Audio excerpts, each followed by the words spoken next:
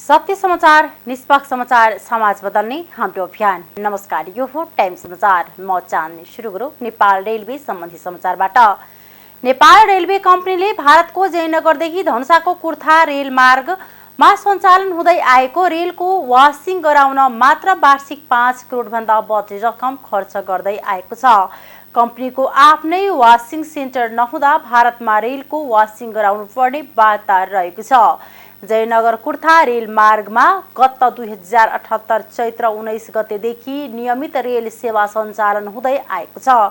नियमित रेल सेवा सञ्चालन हुँदा आए पनि आफ्नो वासिङ सेन्टर र फ्युल सेन्टर नहुँदा भारतमा रेलको वासिङ गराउनु पर्ने अवस्था छ। नेपाल रेलवे कम्पनीका महाप्रबन्धक निरञ्जन कुमार झाले भने, यसका कारण हामीले वासिङमा मात्र वर्षेनी 5 करोड खर्चिँदै आएका छौँ। भारतमा फ्युल भराउँदा 28% कर तिर्नुपर्ने अवस्था छ। यसबाट हामी वर्षेनी ठूलो रकम खर्चिन बाध्य छौँ, उनको भनाइ छ। नेपाल रेलवे कम्पनीले आफ्नो वासिङ सेन्टर र फ्युल सेन्टर स्थापना गर्न सके वार्षिक करिब 7 करोडभन्दा बढी रकम बचत हुन सक्छ, उनले भने। यसका लागि बजेट चाहिन्छ। हामीले सरकारसँग बजेट माग्दै आएका छौँ, तर अहिलेसम्म बजेट पाउन सकेका छैनौँ। बजेटका लागि आश्वासन बाहेक अहिलेसम्म बजेट पाउन नसकेको उनको गुनासो छ। रौतहटका अधिकांश पालिकाले आफ्नो क्षेत्रमा पर्ने सडक बत्तीको महसुल तिर्न आलटाल गर्दै आएको छन्। विद्युत प्राधिकरणले 5 वर्षदेखि बक्यौता तिर्न लिखित र मौखिक ताकेता गर्दै आए पनि पालिकाहरूले अटेर गरेका हुन्। जिल्लाका चन्द्रपुर, गडोडा, गुजरा र वृन्दावन नगरपालिकाले पोल बत्तीको 5 करोड 26 लाख रकम तिर्न बाँकी रहेको विद्युत प्राधिकरण चन्द्र निगाहपुर वितरण केन्द्रले जनाएको छ। प्राधिकरणले बक्यौता रकम तिर्न पालिकालाई पटक पटक ताकेता गर्दै आएको छ। सडक बत्ती प्रयोग गरे बापत सबैभन्दा बढी चन्द्रपुरले प्राधिकरणलाई 1 करोड 70 लाख रुपैयाँ तिर्न बाँकी छ। त्यस्तै गुजराले 1 करोड 65 लाख 91 हजार रुपैयाँ तिरेको छैन। वृन्दावन नगरपालिकाले 1 करोड 22 लाख 30 हजार र गरुडा नगरपालिकाले 67 लाख 37 हजार रुपैयाँ बक्यौता केन्द्रलाई तिर्नुपर्नेछ। सडक बत्ती जडान गरेदेखि महसुल नबुझाउँदा बक्यौता रकम धेरै भएको हो। चन्द्रनिगाहपुर वितरण केन्द्रका प्रमुख सत्यनारायण गामीले सडक बत्तीको बक्यौता असुलीको प्रक्रिया अघि बढाएको बताए। बक्यौता तिर्न ताकेता सुरु गरिसकेका छौँ, उनले भने। अब छिटो असुल गर्छौँ। चन्द्रपुरका नगर प्रमुख सञ्जय काफ्लेले सडक बत्तीको बक्यौता रकमबारे आफूलाई थाहा नभएको बताए। मलाई अहिलेसम्म यति धेरै रकम बक्यौता छ भने थाहै छैन, उनले भने। यस विषयमा के भएको हो बुझ्छ, बाँकी छ भने तिर्नुपर्छ। गरुडाका नगर प्रमुख कन्थमणि बैसवालले पोल बत्तीको बक्यौता रकमबारे सोधपुछ गर्ने बताए। अधिकांश नगर प्रमुखले बक्यौता रकमबारे अनभिज्ञता जनाए। पोलमा जडान गरिएका बत्ती जलेर बल्न छाडेको स्थानीयको गुनासो छ। नाम मात्रको बत्ती जडान भयो। स्थानीय भरत आचार्यले भने, यस विषयमा स्वतन्त्र रूपमा छानबिन हुनुपर्छ। नेपालमा 70 वर्षको अवधिमा 4.25 लाख नागरिकले वैवाहिक अङ्गीकृत नागरिकता लिएका छन्। नागरिकता प्रमाणपत्र सम्बन्धी कानुन बनेको 70 वर्षमा 4,24,422 महिलाले वैवाहिक अङ्गीकृत नागरिकता लिएका छन्। नेपाली पुरुषसँग विवाह गरेर आएमा वैवाहिक अङ्गीकृत नागरिकता दिइने गरिन्छ। भारत, चीन, अमेरिका, फिलिपिन्स, इन्डोनेसिया, भुटान लगायत 80 देशका महिलाले बिहे गरेर नेपाल आएपछि वैवाहिक अङ्गीकृत नागरिकता पाएको गृह मन्त्रालयले जनाएको छ। 13,552 जनाको भने राष्ट्रियता खुलेको छैन। भारतबाट बिहे गरेर आएपछि वैवाहिक अङ्गीकृत नागरिकता लिएका महिलाको सङ्ख्या 3,96,557 रहेको गृह मन्त्रालयका प्रवक्ता फणीन्द्र मणि पोखरेलले जानकारी दिए।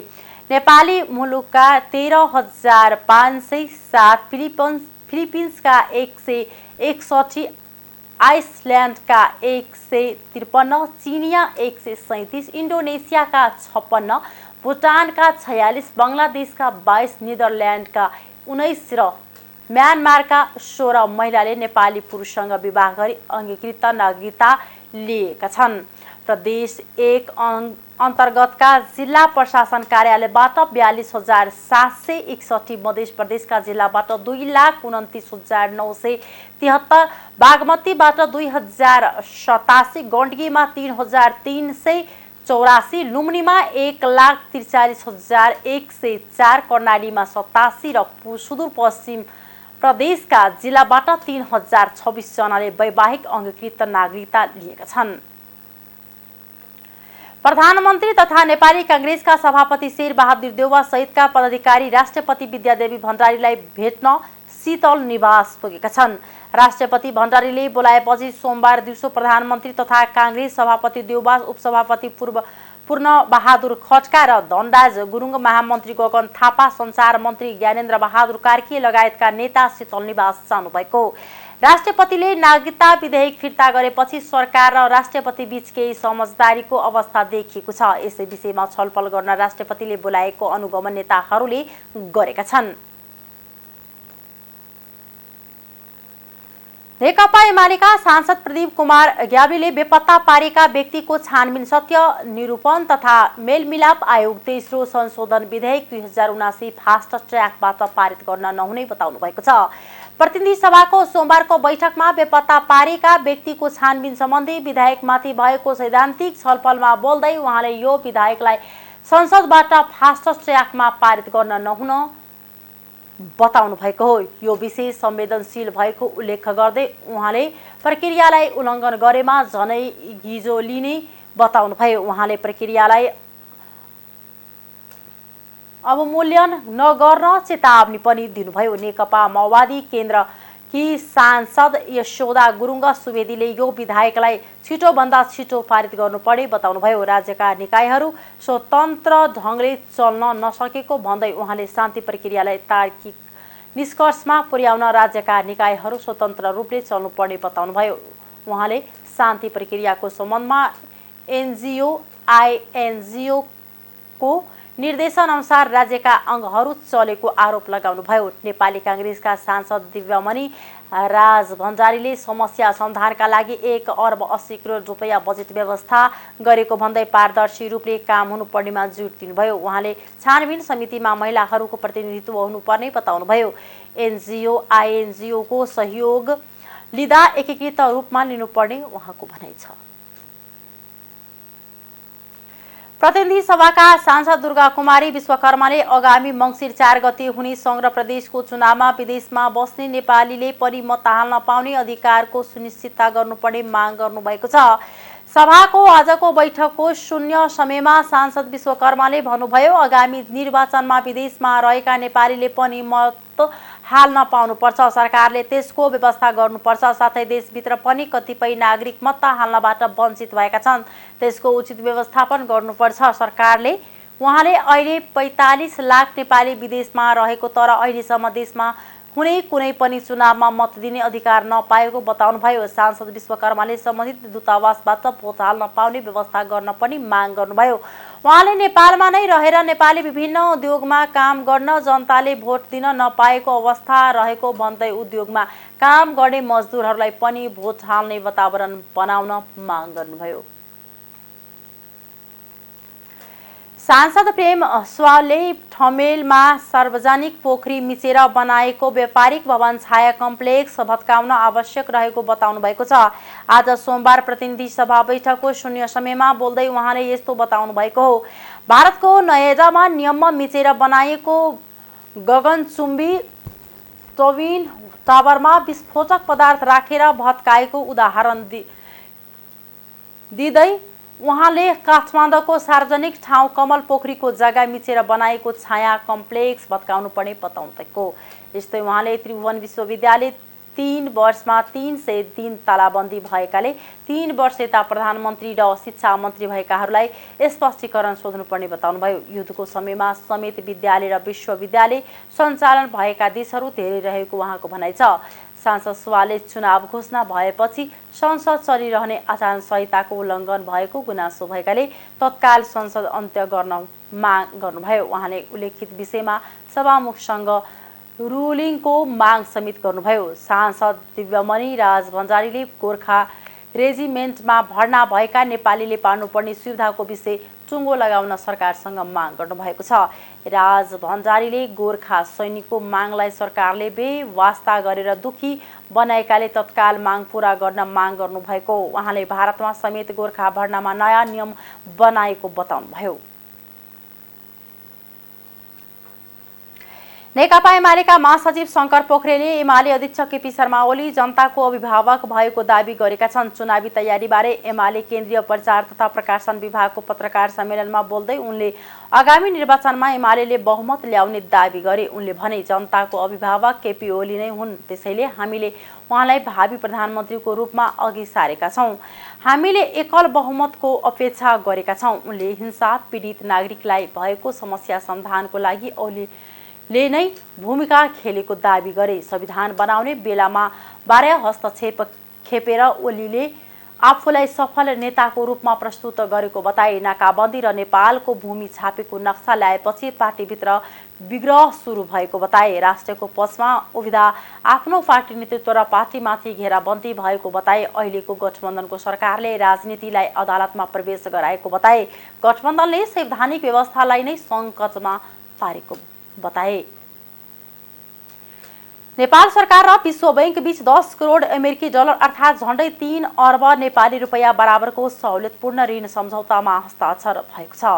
नेपालको हरित उत्थानशील र समावेशी विकासका लागि यो ऋण सम्झौता भएको। यसमा नेपाललाई हरियाली जलवायु उत्थानशील र समावेशी विकासतर्फ अग्रसर हुन सहयोग गर्ने प्रस्तावित बजेट सहयोग कार्यक्रमको लक्ष्य रहेको छ। सम्झौतामा नेपाल सरकारको तर्फबाट अर्थ मन्त्रालय अन्तर्गतको अन्तर्राष्ट्रिय आर्थिक सहयोग समन्वय महाशाखाका सहसचिव ईश्वरी प्रसाद अर्याल र मालदिव्स, नेपाल र श्रीलङ्काका लागि विश्व बैंकका सञ्चालन प्रबन्धक लाडा एस्ट्रेलकोभाले हस्ताक्षर गर्नुभएको छ। हस्ताक्षरपछि विश्व बैंकका प्रबन्धक एस्ट्रेलकोभाले कोरोना महामारीपछि यस कार्यक्रम मार्फत जलभूमि प्रयोग, जलवायु, स्मार्ट कृषि, दिगो वन व्यवस्थापन, शहरी फोहोर र प्रदूषण लगायतका क्षेत्रहरूमा सरकारको प्राथमिकतामा रहेको नीतिगत कार्यलाई सहयोग गर्ने बताउनुभयो। ग्रिड डिपिसीको यस पहिलो चरणको सहयोगमा प्राकृतिक पुँजीको दिगो र उत्पादक प्रयोग, शहरी तथा ग्रामीण पूर्वाधार, मानव पुँजी र जीविकोपार्जनको क्षेत्रलाई जलवायु तथा वातावरणीय जोखिम विरुद्ध उत्थानशीलता र थप छरितो र स्वच्छ उत्पादन खपत बढाउने लगायतका कार्यक्रम समावेश गरेका छन्। यस्तै सहसचिव अर्यालले कोरोना महामारीबाट आर्थिक पुनरुत्थानका साथै विद्यमान विपद, जलवायु तथा वातावरणीय जोखिम लगायत जटिल बन्दै गएको नेपालको विकास सम्बन्धी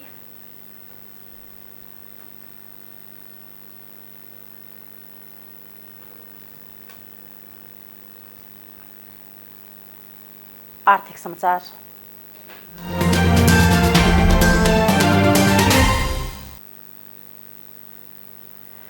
पछिल्लो समयमा जलविद्युतीय क्षेत्रमा लगानीकर्ताहरूको आकर्षक बढ्दो देखिन्छ। उद्योग विभागको तथ्याङ्क हेर्ने हो भने पनि 13 दिनमा 2 जलविद्युतीय क्षेत्रका लागि 7 अर्ब भन्दा बढी लगानी प्रस्ताव आएको छ। विभागको तथ्याङ्क अनुसार चालु आर्थिक वर्षको भदौ महिनाको 13 गतिसम्म 2 जलविद्युतीय क्षेत्रका लागि 7 अर्ब 54 करोड 82 लाख 16 हजार रुपैयाँ लगानी प्रस्ताव आएको हो। यस अवधिमा 14 वटा उद्योग दर्ता भएका छन्, जसमा हाइड्रो पावरका 2 उद्योगहरू दर्ता भएका हुन्। दर्ता भएका उद्योगहरूमा ताप्लेजुङको मिक्का खोला गाउँपालिकामा टोस्ट इनर्जी लिमिटेड दर्ता भएको छ। उक्त आयोजनाका लागि 5 अर्ब 38 करोड 79 लाख 98 हजार रुपैयाँ लगानी प्रस्ताव आएको उद्योग विभागले जनाएको छ। त्यस्तै सोलुखुम्बुका सोलु दुध कुण्ड नगरपालिकामा नुमोर दुध कुण्ड हाइड्रो पावर प्राली दर्ता भएको छ। उक्त हाइड्रो पावरका लागि 2 अर्ब 16 करोड 2 लाख 18 हजार रुपैयाँ लगानी प्रस्ताव आएको विभागको तथ्याङ्कमा उल्लेख छ। चालु आर्थिक वर्षको पहिलो महिना अर्थात् श्रावणमा 1 खर्बभन्दा बढीको वस्तु आयात भएको छ। भन्सार विभागले सार्वजनिक गरेको तथ्याङ्कमा श्रावण महिनामा 1 खर्ब 31 अर्ब 28 करोड 60 लाख रुपैयाँ बराबरको वस्तु तथा सामान आयात भएको देखिएको हो। गत आर्थिक वर्षको सोही अवधिमा 1,50,73,17,17 रुपैयाँ बजेको आयात भएको थियो। भन्सार विभागको चालु आर्थिक वर्षको पहिलो महिना श्रावणको वैदेशिक व्यापारको तथ्याङ्क हेर्ने हो भने सबैभन्दा बढी वस्तु वीरगञ्ज भन्सार नाकाबाट आयात भएको देखिन्छ। यस अवधिमा उक्त नाकाबाट 47,79,76,70,00,000 रुपैयाँ बराबरको वस्तु आयात भएको छ। त्यस्तै दोस्रो नम्बरमा भैरावा भन्सार नाका रहेको छ। यस अवधिमा उक्त नाकाबाट 18,06,90,00,000 रुपैयाँ बराबरको वस्तु आयात भएको छ। त्यस्तै सर्वाधिक आयात हुने नाकाको तेस्रो नम्बरमा रहेको विराटनगर नाकाबाट 16,35,13,00,000 रुपैयाँ बराबरको वस्तु आयात भएको छ। चालु आर्थिक वर्षको पहिलो महिनामा सबैभन्दा बढी वस्तु आयात हुने भन्सार नाकाको चौथो नम्बर त्रिभुवन अन्तर्राष्ट्रिय विमानस्थल भन्सार कार्यालय रहेको छ, जसबाट यस अवधिमा 12,76,90,00,000 रुपैयाँ बराबरको वस्तु आयात भएको देखिन्छ। भन्सार विभागको तथ्याङ्क अनुसार गत श्रावण महिनामा नेपालगञ्जबाट 5,22,73,00,000 रुपैयाँको वस्तु नेपाल भित्रिएको छ। त्यस्तै मेची नाकाबाट 4,09,08,00,000 रुपैयाँ, रसुवागढीबाट 2,42,38,00,000 रुपैयाँ, कैलालीबाट 1,87,33,00,000 रुपैयाँ, कृष्णनगरबाट 1,79,43,40,00,000 रुपैयाँ बराबरको वस्तु आयात भएका छ। त्यसै गरी यस अवधिमा तातोपानी नाकाबाट 1,18,38,00,000 रुपैयाँ बराबरको वस्तु आयात भएको छ। त्यस्तै जलेश्वरबाट 17,44,00,000 रुपैयाँ र राजविराज नाकाबाट 29,19,000 रुपैयाँको वस्तु आयात भएको छ। भन्सार विभागको तथ्याङ्कमा उल्लेख छ। अन्तर्राष्ट्रिय समाचार।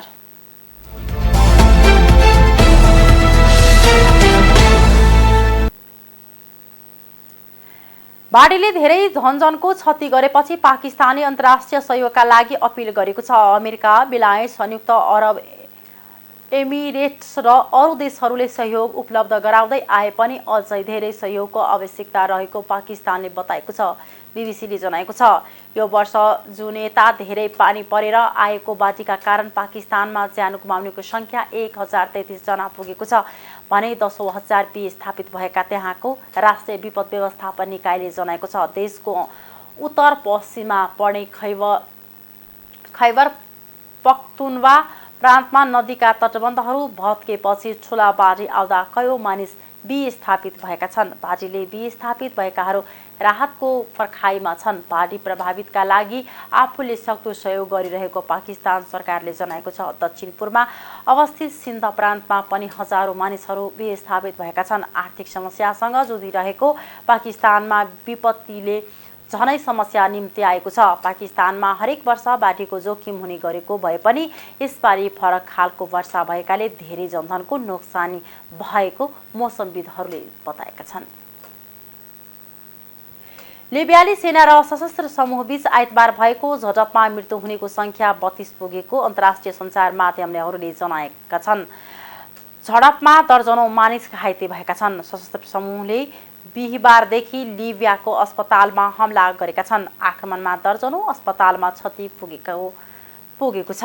आक्रमणबाट 6 वटा अस्पतालमा क्षति भएको छ। सरकारले सशस्त्र फौजले युद्ध अपराध गरेको जनाएको छ। 2 वर्षअघि सशस्त्र सेनाले राजधानीलाई जबरजस्ती कब्जा गर्ने प्रयास गरेको थियो। खेलकुद समाचार।